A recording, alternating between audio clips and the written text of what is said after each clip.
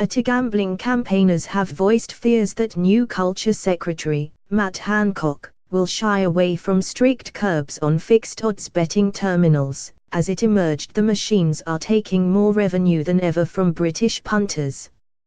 Anti-FOBT campaigners warned that Hancock, who replaced Karen Bradley in this week's cabinet reshuffle by Theresa May be less inclined to curb the machines, citing his voting record and ties to the horse racing industry, which is funded partly through a levy on bookmakers' profits.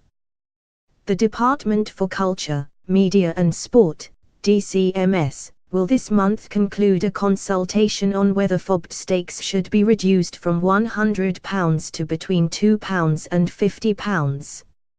Figures released by the Gambling Commission before the decision show the sum that gamblers lost on FOBTs rose from £1.76 billion to £1.82 billion in the year to March 2017, despite 3% fewer machines to 33,611. The changes mean gamblers lost an average of more than £54,000 per machine, up from £50,777 the previous year. Hancock's West Suffolk constituency includes Newmarket Racecourse, and an email seen by The Guardian shows that he recently organised a day there for MPs, partly funded by the British Horse Racing Authority. Hancock has voted against tighter regulation on 6 occasions since becoming a minister in 2010, in line with his party, including measures that would have given local councils more power to prevent the proliferation of FOBTs. The Labour MP Carolyn Harris urged Hancock not to shy away from clamping down on FOBTs. Historically, Matt Hancock has had close links to the horse racing industry, she said. I would strongly urge him to continue with the government's important work of tackling the many harms caused by FOBTs. Any change in this policy would clearly be a significant U-turn by the government at a very late stage in the process.